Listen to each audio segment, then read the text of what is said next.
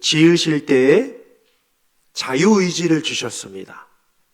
즉, 이 말은 로봇처럼 똑같이 행동하고, 똑같이 살고, 똑같이 예배하고, 똑같이 죄 짓는 그러한 단순한 삶이 아니라 얼마든지 하나님을 찬양하며, 얼마든지 하나님의 말씀을 신뢰하며, 얼마든지 어려움 속에서도 주의 길을 걸어갈 수 있는, 선택할 수 있는 의지를 우리에게 주셨습니다. 그러니 믿음이란 무엇입니까?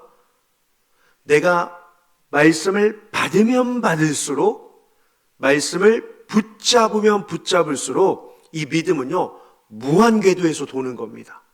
그냥 한정된 틀 속에서 요게 믿음이야, 요만큼 하면 돼, 이게 아니라요, 믿음은 얼마든지 하나님께서 부어주시는 대로 우리가 고백하고 표현하고 행동하고 헌신하고 순종할 수 있는 이 무한궤도 속에서 얼마든지 돌아다닐 수 있는 영역이 바로 믿음이다라고 하는 사실입니다. 저마다 우리에게 자유의지를 주셨습니다. 그런데요, 안타까운 것은 신앙은 상상할 수 없을 정도로 잘하는 것이 신앙인데, 처음의 감격은 있었으나 시간이 지나면서 이 처음 사랑이 식어가는 것입니다. 올 한 해 우리 영화교회 표어가 부르심 처음 사랑의 회복인데요, 오늘은 이 아침에 이 처음 사랑을 회복하는, 하나님의 부르심을 알고 이 처음 사랑을 어떻게 하면 회복할 수 있을지 우리가 함께 생각해 보기를 원합니다. 구원받았다는 확신은 저마다 있습니다. 그런데요, 하나님을 향한 마음이 무거워지면서 점점 의무로 느껴질 때가 있습니다. 사명 또한 부담이 되는 경우가 점점 많습니다. 해야 함을 알지만 해야 하는 것이 부담이 되는 거죠. 그 자리를 지켜야 함이 알지만 그 자리를 지켜가는 것이 언젠가부터 내게 의무가 되어 발걸음이 가지 않고 부담이 되어 그 사명의 자리를 지키지 못하는 연약함들이 우리에게 얼마나 많이 있는지 모릅니다. 이에 성경은 이러한 상태를 분명히 경고하고 있습니다. 동시에 하나님의 택하심을 바르게 알아야 첫사랑을 지킬 수 있음을 말씀합니다. 하나님의 택하심을 한번 생각해 보십시오. 하나님이 나를 택하셨다라고 하는 것, 이것은요, 교만의 이유가 아닙니다. 그렇죠? 교만의 이유가 아닙니다. 사랑을 회복하고 끝까지 붙드는 능력의 근거가 됩니다. 이에 오늘 우리는 이 성경 말씀을 통하여서 하나님의 택하심을 어떻게 하면 이해할 수 있고 그 은혜 안에서 어떻게 하면 이 첫사랑을 잃지 않고 살아갈 수 있을지 우리 함께 살펴보고자 합니다. 첫 번째로요, 화면 한번 보실까요? 하나님의 택하심은 이 두 가지예요.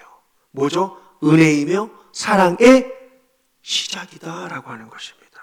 다시요, 하나님의 택하심은 은혜입니다. 그리고 사랑입니다.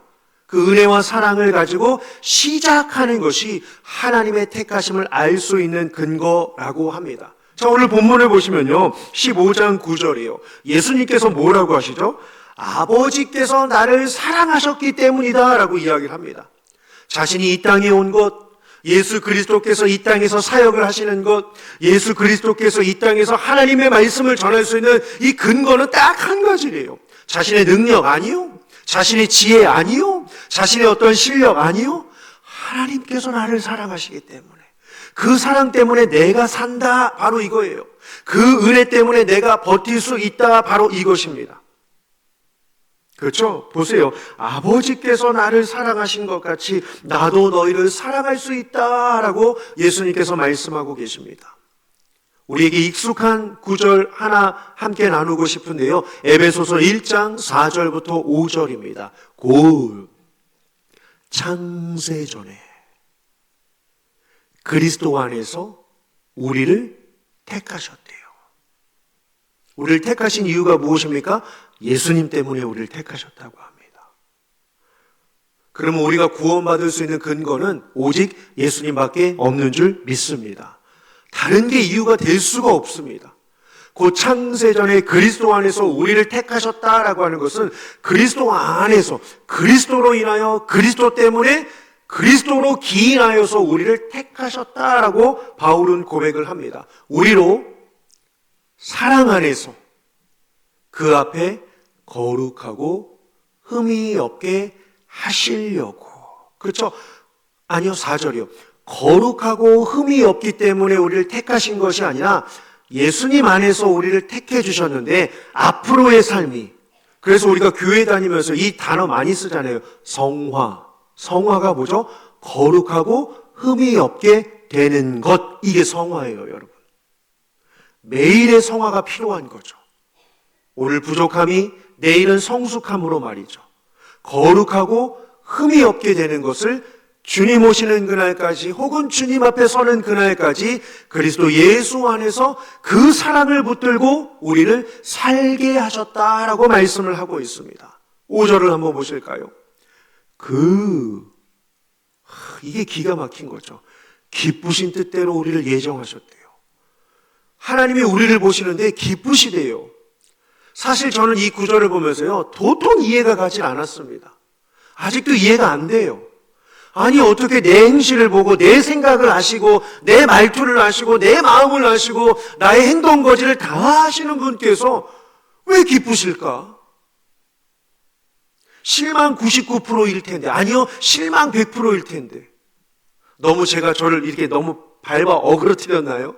사실 저와 여러분들 다 마찬가지 아니겠습니까? 그렇죠. 기뻐하실 이유가 솔직하게 없어요.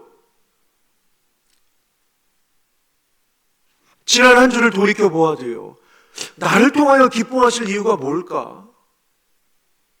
의무적으로 성경을 읽은 건 아닌가? 직분 때문에 예배에 참여한 건 아닌가? 정말 내 마음에 기쁨이 있었나? 은혜가 있었나? 사모함이 있었나? 갈망이 있었나? 라고 생각을 하게 되면요, 몸서리 치는 거 있죠. 그죠? 근데 주님은요, 기쁘신 뜻대로 우리를 어떻게 하셨대요? 예정하셨대요. 언젠가 이 땅에 이 자녀가 태어날 것인데, 기쁘도다. 즐겁도다. 행복하도다. 기대가 되도다. 때로는 연약함에, 때로는 죄악에, 때로는 유혹에, 때로는 불신에, 때로는 악한 영에 휩쓸릴 때도 있겠지만, 아니요, 많겠지만 그 중심과 그 신앙을 잊지 않고 주님을 바라보는 그 영혼을 생각하니 기쁘도다라고 주님이 말씀하시고 있는 이 장면을요, 우리는 놀라운 존재인 거죠. 예수 그리스도로 말미암아 자기의 아들들이 되게 하셨다라고 말씀을 합니다. 즉 하나님의 택하심은요, 우리의 조건이 없습니다. 우리의 공로에서 시작되지 않습니다. 성경은 분명히 말씀합니다. 우리가 하나님을 선택하기 전에 하나님께서 먼저 우리를 택하셨다라고 말이죠. 16절 한번 보실까요? 읽지는 않으셨지만요, 요한복음 15장 16절입니다. 너희가 나를 택한 것이 아니요 내가 너희를 택하여 세웠나니. 그렇죠? 내가 너희를 택하여 세웠나니 라고 말씀합니다. 그것도요, 세상이 창조되기 전부터요, 하나님의 기쁘신 뜻 안에서 이루어진 선택이었습니다. 이 말씀은요, 신앙의 출발점을 바르게 세워줍니다. 우리는 실패했기 때문에 선택된 것이 아닙니다. 반대로요, 성공했기 때문에 선택된 것이 아닙니다. 세상은 불쌍하니까 걷어주죠. 세상은 성공했으니까 맞이해주죠. 아니요. 왜 택하셨을까요? 아까 에베소서 1장 4절과 5절에 말씀하고 있습니다. 사랑받기 위하여서요. 예수님께 사랑받기 위하여 우리가 선택된 것입니다. 그리고 거룩하게 살도록 부름을 받은 존재가 된 것입니다. 그러니요, 택하심을 오해하면 교만해집니다. 택하심을 이해하면 겸손해집니다. 선택받았다는 사실은 내가 특별하다는 의미가 아닙니다. 내가 얼마나 큰 은혜를 입었는가예요. 특별한 것이 아니라 내가 얼마나 큰 은혜를 입었는가를 생각하게 하는 것이 하나님의 택하심입니다. 그래서 첫사랑은요, 언제나 은혜를 깨닫는 자리에서 회복됩니다. 다시요, 첫사랑은요, 언제나 은혜를 깨닫는 자리에서 회복이 됩니다. 성경에요, 하나님께 택함 받은 사람들을 한번 생각해 보십시오. 공통점이 있습니다. 모두에게 공통점이 있습니다. 뭘까요? 모두가 다 연약했습니다. 연약했어요. 모세 보십시오. 말이 둔한 자였습니다. 과거의 살인자였습니다. 그런데 하나님의 대변인이 됩니다. 하나님을 대신해서 민족을 이끌어가게 됩니다. 기드온은요, 하나님이 부르실 때 숨었습니다. 므낫세 지파 중에 가장 작은 자, 약한 자입니다. 저는 절대 못합니다. 말도 못해요. 사람들 앞에 서지도 못합니다. 두려움이 많은 자였습니다. 하지만 큰 용사여, 하나님이 너와 함께 하시도다 하시며 하나님이 그를 부르셨습니다. 베드로를 보십시오. 흔들리는 자였습니다. 말은 당당하게 했지만 흔들리고 말았습니다. 그런데 그는 흔들렸던 그가 초대교회 예루살렘 교회의 기둥이 되었습니다. 바울은요, 핍박자, 회방자, 박해자였습니다. 그런데 그는 복음의 사도가 되었습니다. 하나님은 이들을 택하시고 약속하셨습니다. 그래서 이들은요, 자신이 가진 능력이나 지혜나 어떠한 실력에 대한 결단이 아니라 뭐로 살았을까요? 하나님의 부르심에 대한 감격으로 살았습니다. 왜? 하나님의 부르심에 대한 감격에서 시작된 것입니다. 우리도 한번 생각해 보실까요? 신앙 초기예요. 신앙 초기예요. 뜨거웠던 이유가 뭘까요? 열심을 냈던 이유가 무엇이었을까요? 사명이 쉬워서가 아니었습니다. 은혜가 분명했기 때문입니다. 은혜가 분명했기 때문입니다. 시간이 지나 사랑이 식는 이유는 뭐죠? 은혜를 잊기 때문입니다. 결혼 초기에요, 배우자의 사랑을 기억할 때는 작은 희생도 기쁨이 됩니다. 어제 결혼식에 갔습니다. 신랑 신부가 서로에게 약속을 하더라고요. 신랑이 뭐라고 한지 아십니까? 평생 아내의 손에 물을 묻히지 않고 음식 쓰레기는 제가 버리겠습니다. 어떠세요? 가능하지 막 속으로 그러십니까 지금? 저도 들으면서 정말 저게 가능할까, 그렇죠? 평생 손에 물을 묻히지 않고 음식 쓰레기는 자기가 버리겠대요. 아내는요, 평생 남편이 게임하고 싶을 때 얼마든지 할 수 있도록 배려하고 근손실을 막기 위해서 단백질 위주의 식사를 매끼 잘 만들겠대요. 이야, 그렇죠? 제가 뭐라 하는 건 아닙니다. 그렇죠? 결혼 초기에는 얼마든지 그래, 맞아, 라고 할 수 있지만 어때요, 여러분? 시간이 지나고 그 사랑을 당연히 여기면 헌신은요, 의무가 됩니다. 그러면 힘들어지죠. 신앙도 마찬가지 아니겠습니까? 우리 한번 생각해 봅시다. 나는 하나님의 택하심을 은혜로 기억하고 있는가? 아니면 익숙함으로 대하고 있지는 않은가라고 말이죠. 이에 하루하루를 시작할 때 주님이 나를 먼저 사랑하셨다라고 하는 고백으로 하루의 문을 열어가시는 저와 여러분들 되시기를 주님의 이름으로 축원합니다. 두 번째로는요, 첫사랑은요, 은혜와 사랑에서 시작하면요, 그 은혜와 사랑을 알기 위하여 뭘 붙들까요? 말씀입니다. 말씀과의 관계 안에서 유지가 됩니다. 뭐가요? 첫사랑이에요. 첫사랑은 말씀과의 관계 안에서 유지된다라고 하는 것입니다. 오늘 본문 말씀처럼요. 첫사랑은요, 우리가 오해를 하는데요. 감정이 아닙니다. 감정이 아니에요. 뜨거워, 행복해, 기뻐, 슬퍼. 이 감정이 아니에요. 첫사랑은요, 뭐죠? 관계입니다. 감정이 아니라 관계예요. 꼭 기억하십시오. 첫사랑은 감정이 아니라 관계다라고 말이죠.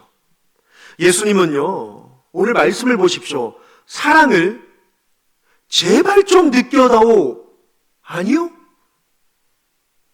사랑 안에 거하라 라고 하셨습니다. 이게 뭐예요? 관계예요. 이 관계를 소홀히 하지 말자. 이 관계를 잊지 말자라고 하는 것입니다. 제발 좀 느껴줘. 제발 좀 울어줄래? 제발 좀 웃어줘. 이게 아니에요. 감정이 아니라 뭐라고요? 까먹으셨어요? 감정이 아니라 뭐라고요? 관계라고요. 관계입니다. 사랑 안에 거하라. 내 사랑 안에 거하라 라고 말씀하십니다. 그리고 그 방법으로 말씀에 순종하는 삶을 제시하고 계십니다. 여러분, 말씀과 멀어지면 사랑은 식어져 갑니다. 말씀 안에 거하면 거할수록 사랑은요, 깊어집니다. 첫사랑을 잃은 교회 어디죠? 첫사랑을 잃은 교회 어디예요, 여러분? 에베소 교회죠. 에베소 교회잖아요. 그렇죠? 에베소 교회는 사역도 있었습니다. 인내도 있었습니다. 인내에 대하여 얼마나 칭찬을 많이 하는지 모릅니다. 근데 뭐죠? 말씀 앞에서의 사랑의 관계를 놓치고 말았습니다. 말씀을 읽는 목적이 뭘까요? 나의 지식을 쌓기 위함이 아닙니다. 말씀을 읽는 목적은요, 주님의 마음을 다시 만나는 것입니다. 왜요? 말씀은요, 사랑을 회복하게 하시는 하나님의 통로가 되기 때문입니다. 하나님에 대한 사랑이 식을 때 가장 먼저 나타나는 게 뭘까요? 교회 안 나오는 거요? 아니요. 기도 안 하는 거요? 아니요. 찬양 안 하는 거요? 아니요. 뭐죠? 말씀이 가장 먼저 무너집니다. 말씀 묵상이 제일 먼저 놓치게 되는 것입니다. 반대로 사랑이 회복할 때 가장 먼저 회복되는 것도 무엇일까요? 말씀입니다. 왜요? 주님의 뜻을 알고 싶으니까요. 주님의 말씀이 무엇인지 헤아리고 싶으니까요. 그 말씀의 능력이 있음을 사모하기 때문에 말씀을 가장 먼저 붙드는 것 아니겠습니까? 다윗은 이렇게 이야기를 합니다. 시편 119편 11절에요. 주의 말씀을 내 마음에 두었나이다 라고 해요. 시편 119편 11절에요. 주의 말씀을 내 마음에 켜켜이 쌓는 게 행복이래요. 주의 말씀을 내 마음에 두었나이다 라고죠. 그의 사랑은 완벽함이 아니었습니다. 뭘까요? 매일 말씀 앞에 다시 돌아오는 마음을 그가 가졌던 것입니다. 말씀의 관계를 잘 맺은 대표적인 사람들이 있습니다. 여호수아 아시죠? 1장부터 이 율법책을 주야로 묵상하며 내 입에서 떼지 말며 내 마음에 두며 얼마나 이 말씀에 대하여 묵상하며 또 선포하며 순종의 기념을 이루어지는지 우리는 잘 알 수 있습니다. 그렇죠? 사무엘도 보십시오. 말씀을 듣는 대로 인생 방향을 결정하지 않았습니까? 예수님의 어머니 마리아 또한 어떻습니까? 뭐라고 하죠? 대표적인 성구가 주의 종이 듣겠나이다. 이해되지 않아도 보이지 않아도 주의 종이 듣겠나이다 라고 예수님의 어머니는 고백합니다. 예수님 또한 마찬가지셨습니다. 말씀을 가르치시며 말씀대로 사셨습니다. 우리도 마찬가지입니다. 바쁜 일정 속에서도 말씀을 붙드는 성도는요, 시험 앞에서도 중심을 잃지 않게 됩니다. 불은요, 장작이 가까이 있을 때 꺼지지 않습니다. 그렇죠? 말씀에서 멀어질수록 사랑의 불은 어떻게 될까요? 약해지겠죠. 우리를 한번 돌이켜보길 원합니다. 나는 말씀을 의무가 아닌 사랑의 만남으로 대하고 있는가라고 말이죠. 이에 매일 아침을 그리고 매일 하루의 삶 속에 말씀을 가장 우선순위에 두면서 살아가시는 저와 여러분들이 되시기를 주님의 이름으로 축원합니다. 마지막 세 번째로요. 첫사랑은요, 어떻게요? 끝까지 붙들 때 뭐로요? 열매로 증명이 됩니다. 끝까지 붙들 때 열매로 증명이 돼요. 택하심은 사랑과 은혜에서 시작하고요. 그리고 그 사랑과 은혜를 통해서 말씀의 관계 안에 있을 때 첫사랑은 유지됩니다. 그리고 또한 끝까지 붙들 때 열매로 증명됩니다. 제가 방금 전에 에베소 교회 첫사랑을 잃어버린 교회에 잠깐 언급을 해드렸는데요. 요한계시록 2장 4절과 5절을 한번 보시겠습니까? 그러나 너를 책망할 것이 있나니 너의 처음 사랑을 버렸느니라. 그러므로 어디서 떨어졌는지를 생각하고 회개하여 처음 행위를 가지라. 만일 그리하지 아니하고 회개하지 아니하면 내가 내게 가서 내 촛대를 그 자리에서 옮기리라. 아멘. 예수님은 에베소 교회를 책망하셨습니다. 처음 사랑을 잃어버렸구나. 그런데 그게 끝이 아닙니다. 왜요? 다시 말씀을 보시면 5절을 보시면 뭐라고 하시죠? 회복의 길을 제시하셨습니다. 책망만 하지 않으셨습니다. 회복의 길 또한 제시하셨습니다. 회개하라 라고 말이죠. 생각하고 회개하고 돌아오라 라고 말이죠.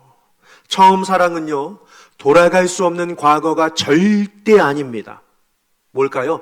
다시 붙들어야 할 현재의 명령입니다.